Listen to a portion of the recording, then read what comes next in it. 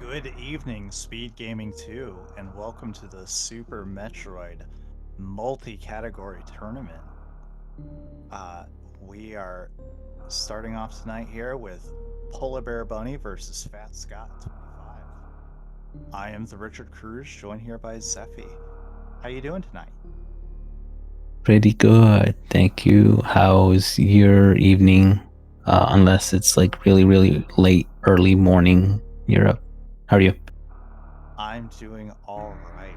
It's not that late for me yet. Sounds good. Yep, we're pretty much locked in. We're gonna be having ourselves a pretty quick category here. Looks like the first game between these two runners is GT Classic. Yeah, definitely the quickest category of the whole tournament.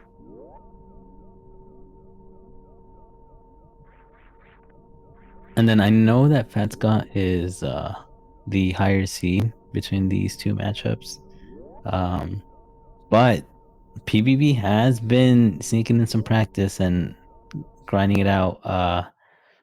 So for there's potential for an upset here, but Fat Scott is an incredible runner too. He's also been making his way up on the leaderboards. Been putting out some really good races across the entire tournament so far. So here's hoping for the best between them. Oh yeah, I mean, I think they're both extremely talented. It's it's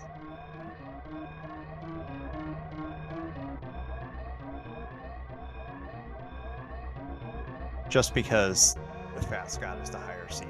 I'm not gonna discount PBB's ability to just pull off some amazing stunts. Yeah, for sure. I mean, if anything, a lot of these runners did get into this with the mindset of just having fun, some casual fun racing.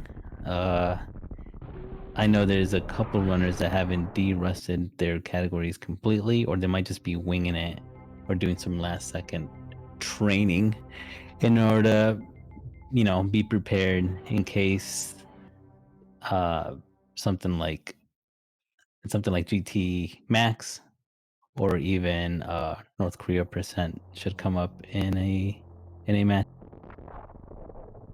Yeah, those are really fun categories to learn. they can they can really hurt and take some real intense grinding. Yeah, for the most part, I don't figure that a lot of the runners are going to be playing too risky. Um, nice. Look at the difference in what the runners use. Fat Scott with Moonfall and PBB and Avid. Purist Super Metroid runner.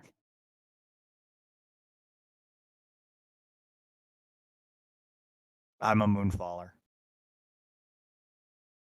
I think we've all converted to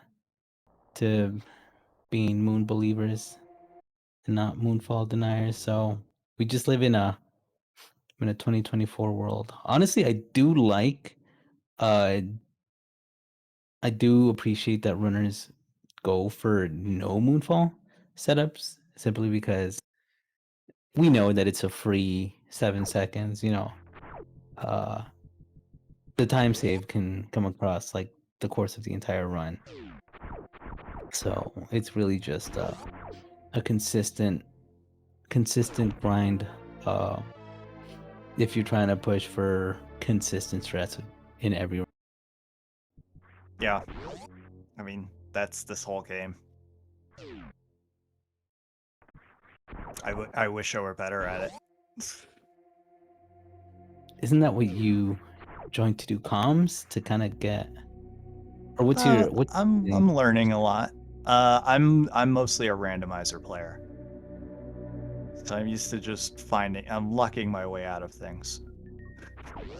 Yeah, it's a good approach, honestly. I know that PBB started with just randomizers strictly, and any filthy speedrun can really get out. But this is speed gaming and not randomizer gaming, so there's no choice but to speed through this entire game, depending on the category.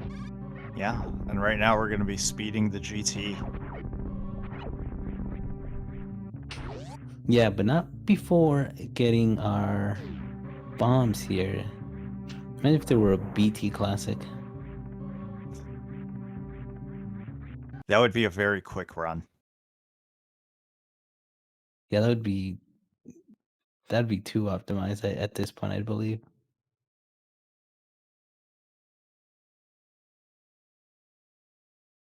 It doesn't help that sometimes like GT Classic sounds kind of savory. It sounds kind of fun. Yeah, You just have everything right from the start, and all you have to do is figure out the best way to fight all 4 bosses.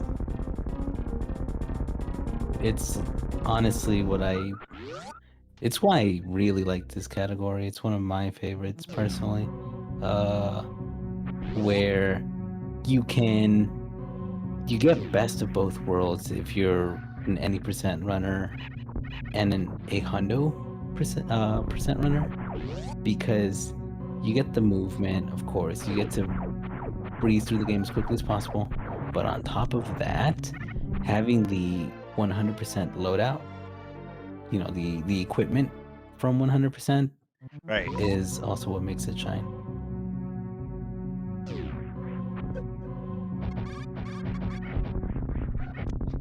But yeah, great job. Right there, both runners obliterating BT. Getting that Essentially, Alcatraz. yeah, essentially, the main goal of this category is just to rush it over to Golden Chorizo, which is in Lower North Rare. And that's fairly late game in like if you're playing this casually, Golden Chorizo is perhaps maybe like the second. It's the last mini boss, unless you don't count the baby Metroid cutscene. But it's the second to last boss overall in the game that you will encounter. And you want to get there. You want to rush that location as quickly as possible in order to exploit the game to do some sort of what they call the Golden Chorizo code that grants you access to the entire Hundo loadout, and I guess a bonus like missile packs, super packs, and power bomb pack. Yeah, and that's basically it's when you enter Golden Chorizo's room and you just hold all 4 face buttons at the same time. And suddenly you have everything. Yeah, it's we'll point it out when they get there. It's fairly simple. I remember back in the day, it used to be a little bit tricky. Instructions used to not be as clear, and you would see a lot of a lot of newer runners crash their game or trying to get it to work. But it's been refined. It's more known. Shout outs to speedrunners. Uh, and just knowledge in general, just Right. uh, detailing the detailing of these of the execution of these exploits, I guess, just really helps. So shout outs to the community as well.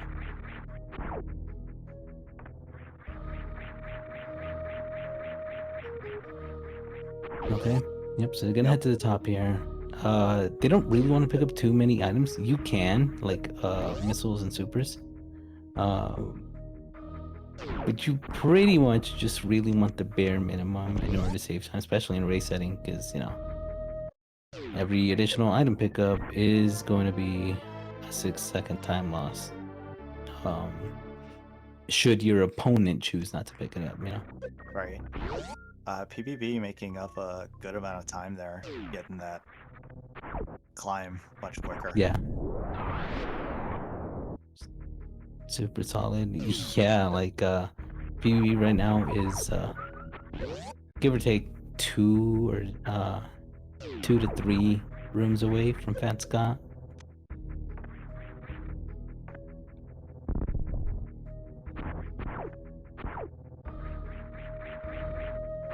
Going down to the tower. So the first boss that Fat Scott's gonna go to is over the crate because they still need that heat protection. Yeah, you definitely want that. That's just a good thing to have. I was curious if PvP was contemplating a save. Fat Scott, remember to break open the tube, spoiling the game for all of us. Honestly, that you can break that tube. Yeah, no one knew that for 30 years. And here we are. Secrets Knowledge. unraveled. Yeah.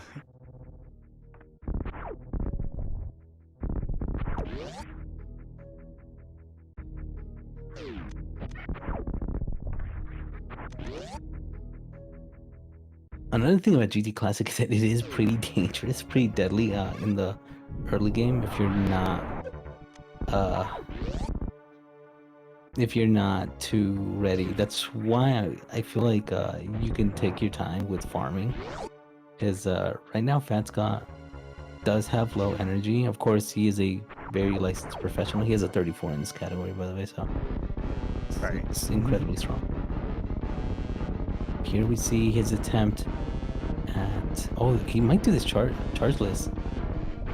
Oh, I mean, they don't pick up charge. I thought he was going to play it safe. Nice. I keep forgetting that, They don't have charge. yeah. Or items. Or items. No, I'm so used to everyone doing the 2 missile setup that it kind of tripped me up.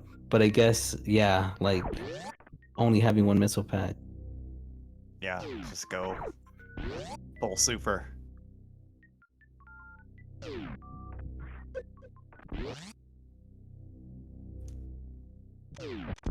It's a great job, phatscott. Got Varia. We see PvP's attempt here.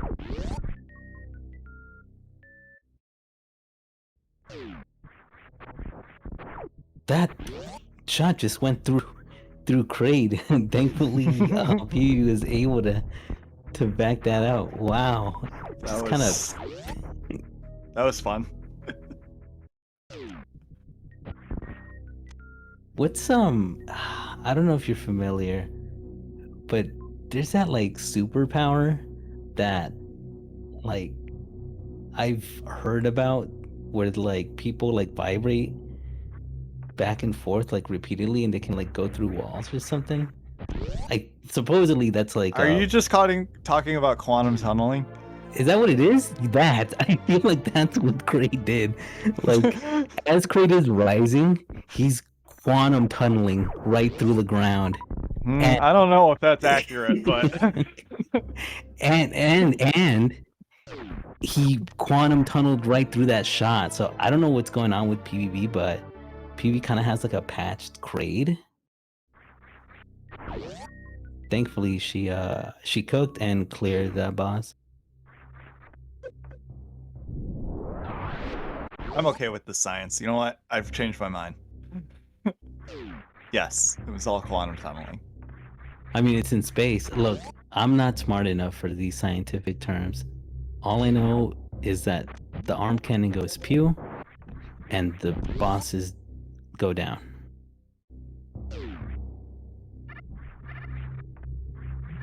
This is true. Those are both accurate things that you have said. Now, do you think Phantom Scott's gonna save? Either like, clearly he's not gonna save here. No. Do you think it's because they pick up high jump?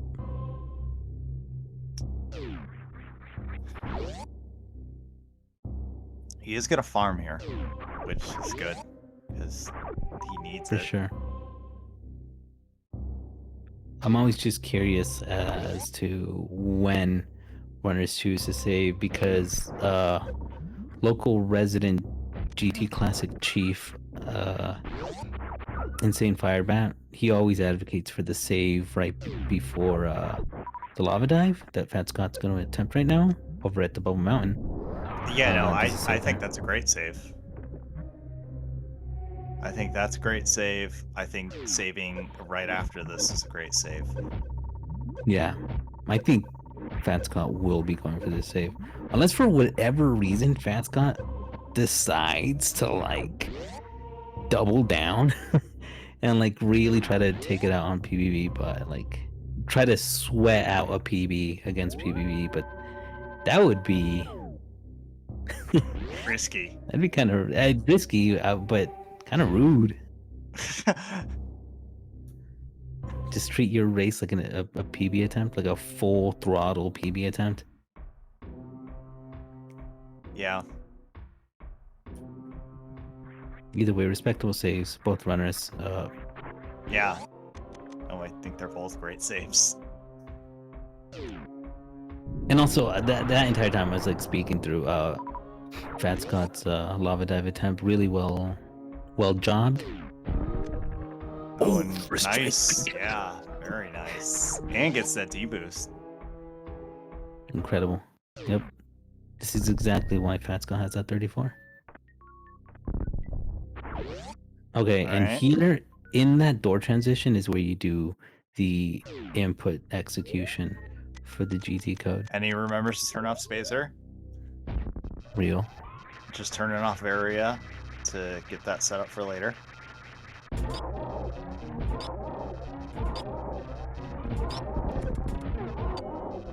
Getting knocked out of the position, that's fine. GT's almost dead. I will... This is gonna... Huh, okay. It's not the biggest deal. Also, great job, PBB, on the lava dive. First trying. No deaths here.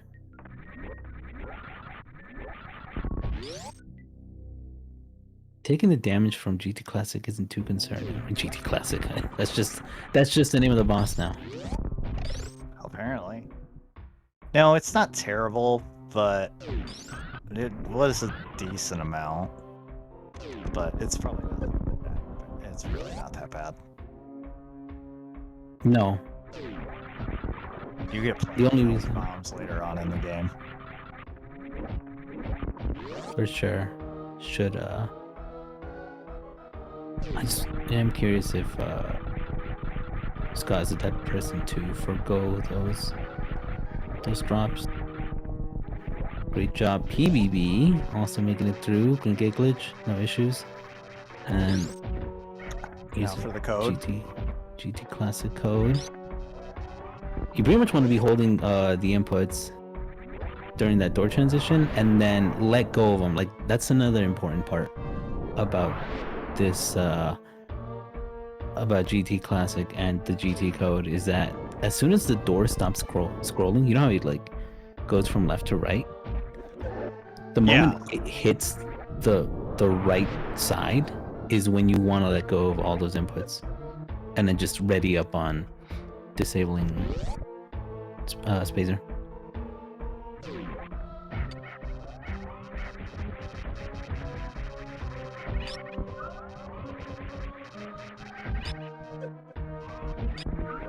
Little issues there with Metal Pirates. It's cool though.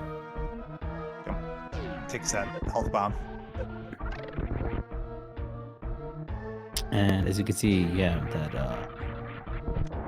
GT code has granted them all that ammo, all that movement, all the room for so many activities.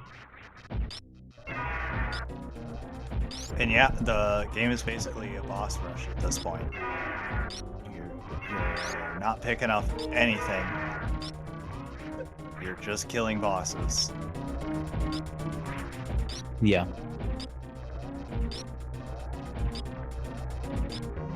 Look at this clean fight. Almost done.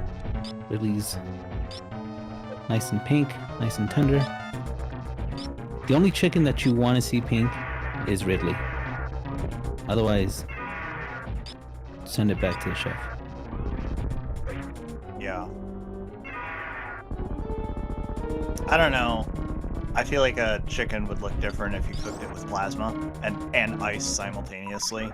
I feel like it's gonna look weird no matter what. That'd be cool though. Like a cool way to thaw out your chicken. While simultaneously re-icing Heating it. heating it and re-icing it, yeah. I didn't consider that, but it's very contradictory. Yeah, it's not very good. It probably wouldn't make a good meal. That's why Samus disposes of it. I suppose that's why Ridley explodes. Yeah. Hope you're all having an educational evening, chat. See how all of this makes sense? Quantum tunneling, the contradiction of plasma and ice heating. Cooling? Cool heating? Heat cooling? Maybe it's that you heat Ridley with the plasma and then the ice causes them to shatter. I like that. That makes sense.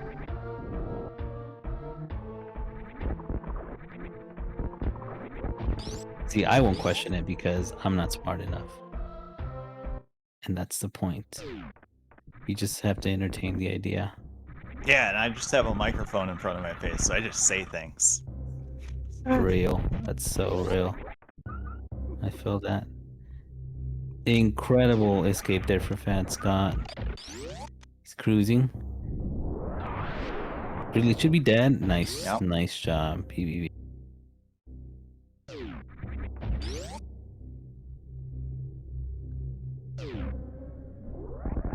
Now, too often, a thing that happens is with these multi-category tournaments, sometimes your brain does get a little jumbled. So I would often make the mistake of coming up this elevator that Scott's on and going to the right, thinking I'm running any percent, and I gotta kill Kraid because I'm heading up to kill Phantoon. And then on rare occasions, you're like skipping Dragon.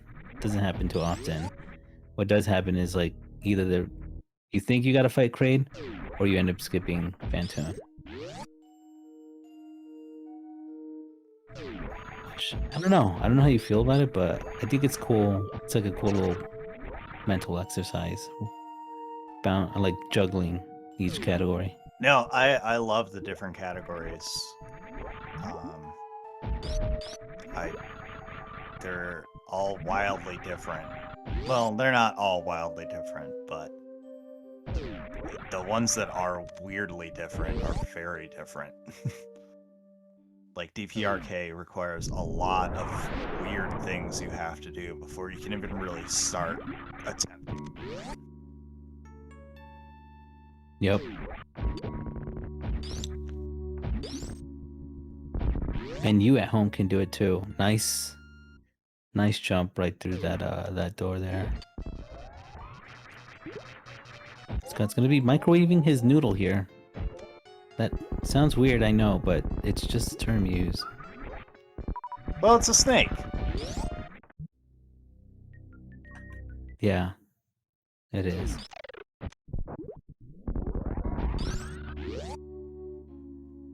Some people call snakes noodles. Wasn't that in like 2010s?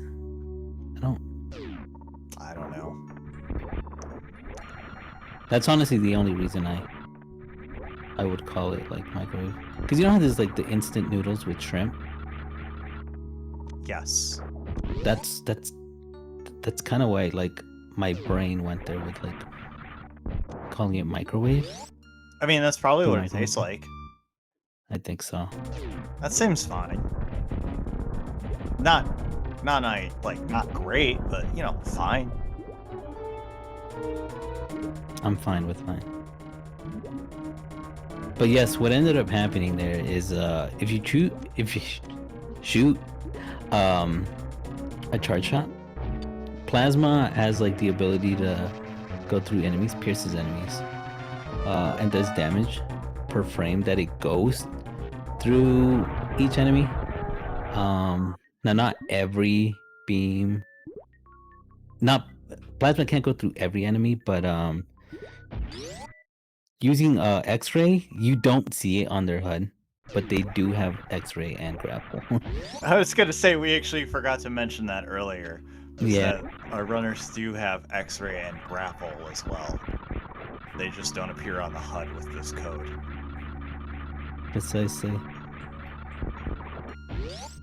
So don't be fooled. If they do cycle through their items, they also have to cycle through grapple and X-ray, which is annoying because if you accidentally try to cycle while you're running through your items and you hit X-ray, you're gonna stop where you are. High five. Great high five. Great sportsmanship. I'm a fan. So here, PvP is selecting X-ray, charging up the shot, and then once she releases her shot, she kind of just taps the X-ray button, which is dash. That's why it conflicts with your run. And the X-ray light thingy, whatever, just the item itself, will reset the iframes. So you tap it, you hold it, wait for it to reset, and then you press it again to do more damage. And then you let go as soon as you know the damage is applied. You tap X-ray again, and it does more damage. Whatever. It just works. Believe me. Trust.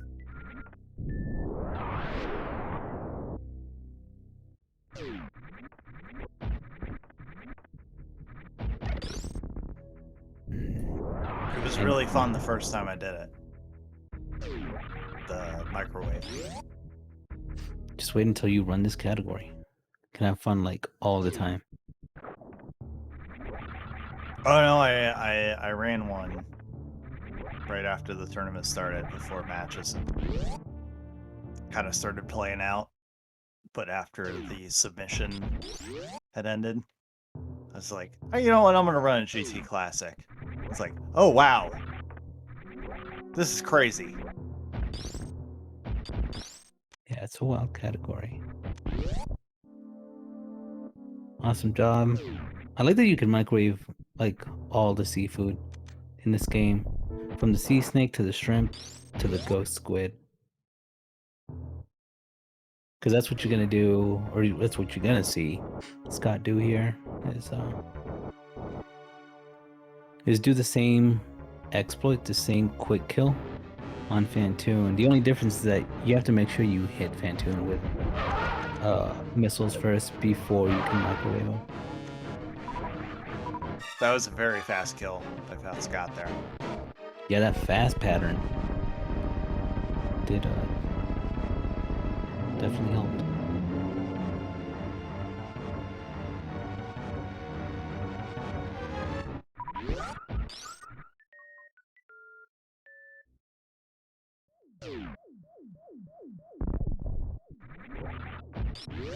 And that's pretty much all the bosses. The Golden 4 bosses. Now it's time for Scott to head up. The Turian. Yeah, back to the surface, and then the Torian. PB has one more boss left, but let's see how much sportsmanship they have. I think Fat Scott's barely gonna dodge this this high five, so Scott's Yeah. not trying to see. Well, it doesn't help that we can't see right now. Maybe he stopped. So we're just gonna assume. He just gave up. Oh hey. Oh yeah. Oh no. No. That No. was... He went too fast and went into the room that made it look like it was a high five, but it was just another just clickbait. He did it for the thumbnail. The Twitch thumbnail.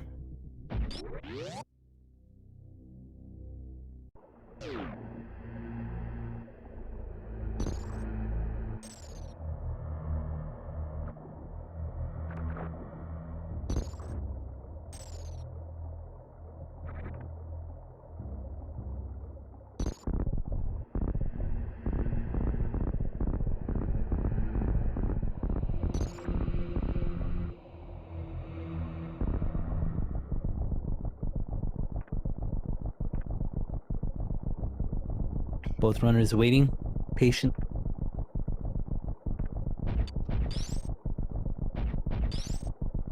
In a new category called speed waiting. Yeah, I mean, it's a good time to relax. Okay. 30:06 for the screen going black for Fat Scott.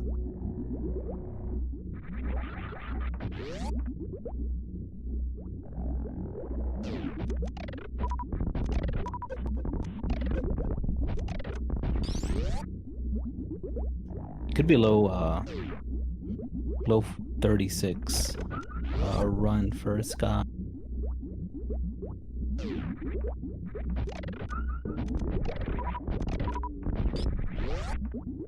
That was really nice, Metroid Group 3.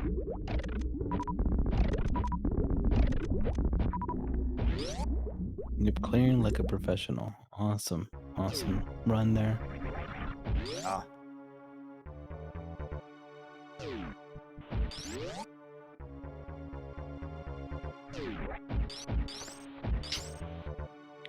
That's incredible job. PBB got that space boost. I can love that strat.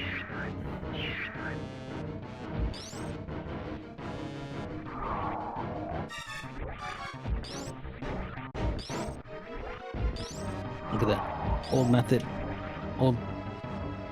The boomer skip. No stasher skip here. Still gets it.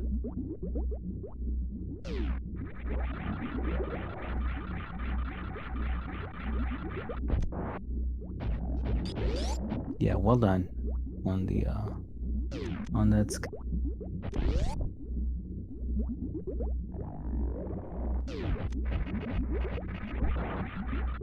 Now the goal here for Scott is to try to get through this entire area. Pretty much start the cutscene without taking damage from this whole room and of course the mother brain phases. Right. This is So where that we go ahead. You gotta be really precise with your movements here to take no damage.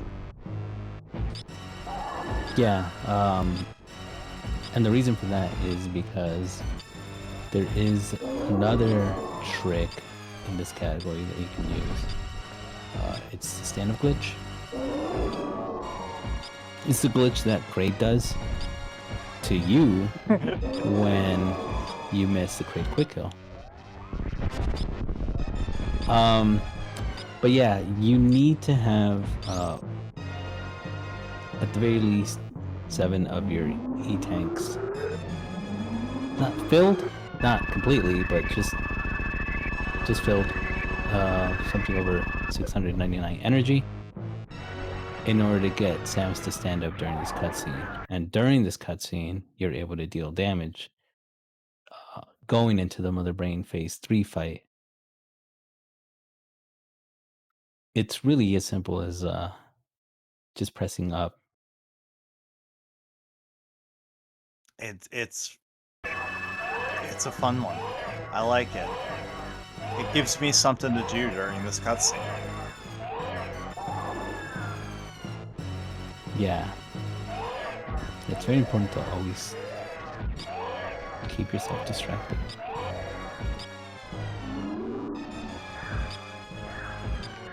So there we go. Scott's got it. Dealing damage now. The damage, just because you can look for, it's as soon as Mother Brain turns gray. Others say when the big Metroid detaches from other brain. But all these chart shots that Samus is doing right now is doing actual damage. It's not just for show. PBB with the attempt here. Oh no. Just a tiny bit too late. Yeah. Either way, we applaud it. It was very good up until that point.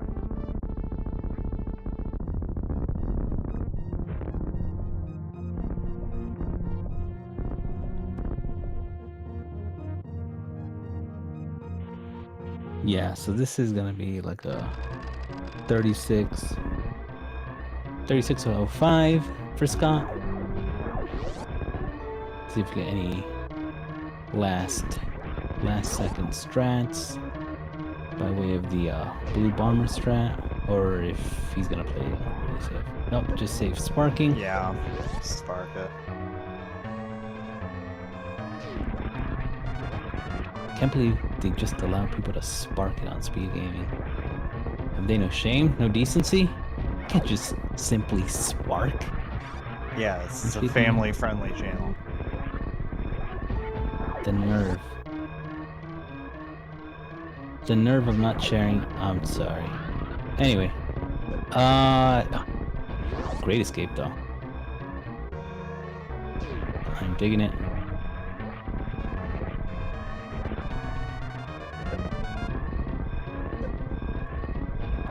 Incredible jump. And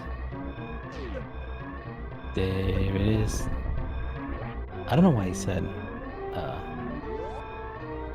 605 or 3605. But anyway, GG. phatscott is our winner. GT Classic with a 3617. GG's to phatscott.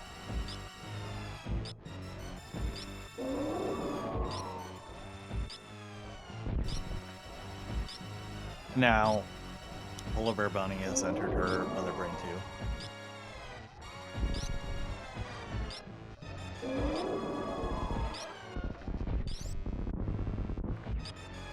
Juku dodge. Nice. Awesome job. Just gonna turn off Vadia. Something that Scott did as soon as he got the GT code. And it's another thing to make mention of is that the reason they turn it off is the game checks if you have Varia at this point. And if you do, that rainbow beam will only do 300 damage. So 3 tanks of damage. If you do not have Varia equipped, it will deal double.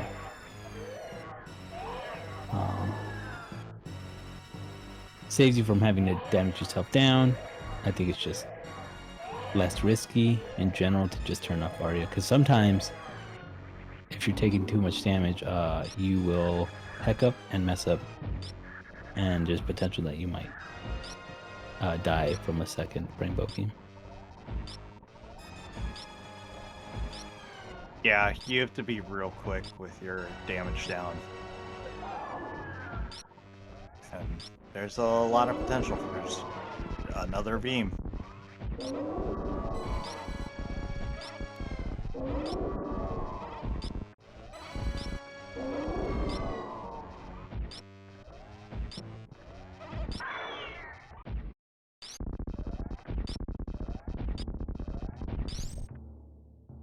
Playing it safe, not risking shooting as the phase 3 fight officially begins.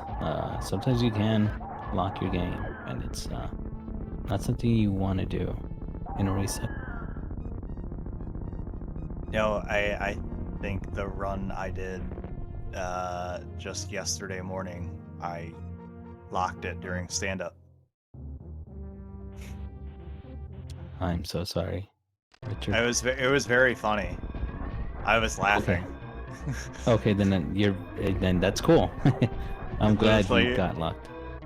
great. I spent 50 minutes doing this, and then I Yeah, locked the game. it's so Great. true. That's my wake up and then go to work mood. I've heard of locking it in, but I never expected it to be locking your game in that manner. That's funny though. It's happens to all of us. Yep. I can empathize. Yep. And I had done it so many times without ever locking, like getting that lock before. I always knew it was there. I had just never done it before, and then all of a sudden I had finally done it, and I went, "Ah." Seize the day. That's the moral of the lesson. Moral, and the lesson of the moral is to day the seas.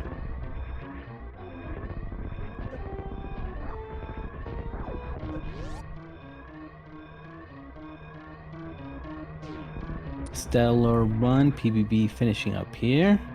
GG.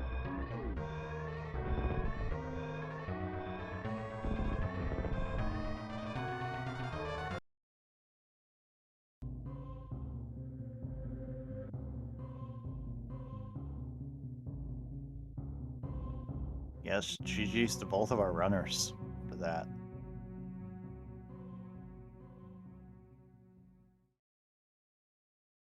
And yeah, do not go anywhere. That was only the first game. It's a set of 3. Potentially best of 3 if anything. So now they will be running PvB's pick. So we'll see which he ends up choosing. And really quickly, I forgot to also add in that these 2 runners can veto categories. So Yes. potential to avoid playing a very tragic, not so fun category. Okay, let's go. Yep. Looks like we are doing North Korea %. So this is where both runners do indeed have to lock it in. It's like a Temu RBO category. It's a weird category. I really like this category. This is probably my favorite category of the tournament. It is something. It's got a lot of weird things you have to do in weird orders.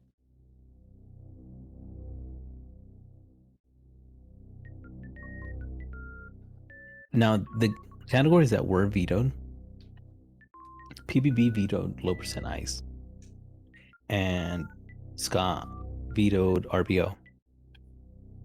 So because North Korea percent is kind of like a diet RBO 0 from Temu, it's pretty safe to say that PBB's playing to her strengths and of course to Scott's weaknesses. Oh, for sure. Which is, it's just the way that you should play these. Like, you do want to win, you do want the dub.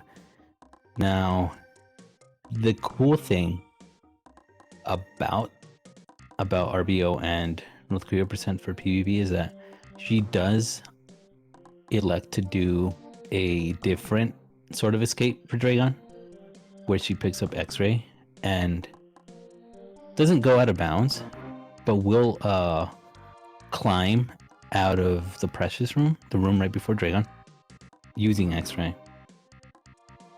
It is a lot safer. You don't risk dying. You can soft lock, but it's, if you're a professional, as PvP is, the soft lock potential isn't high either. So it's a lot safer. You don't have to play too risky. You can play it as safe as you want.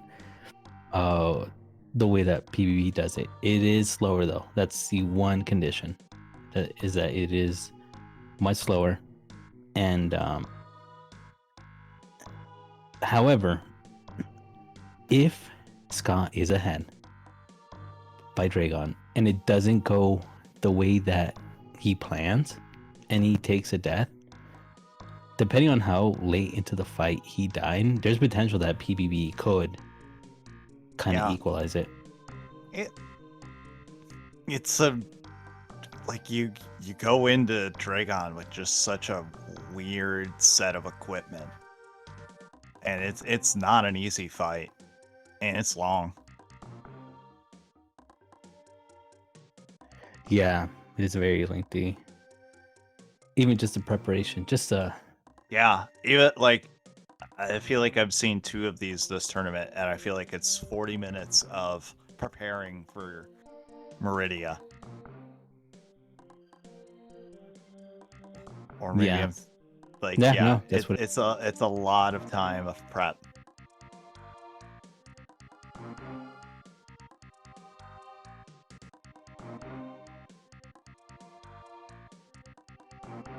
Yeah, it's a fun one. Definitely strap yourselves in.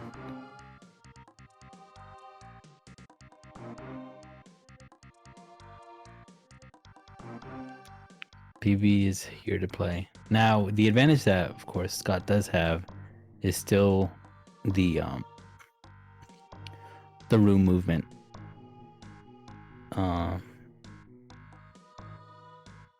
Scott does have that skill to just kind of clear through every room pretty quickly, so that's the one advantage. And it's probably why PB kind of just also banks on an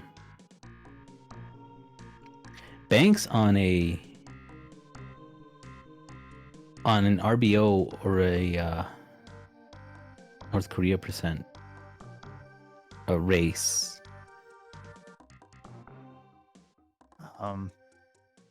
What I agree with this thought. It looks like Justro's trying to get us to go to a break for a moment. Okay, everyone stretch up, but don't leave. Y'all gotta Yeah. hang in there. Yeah, we'll be back in a few moments.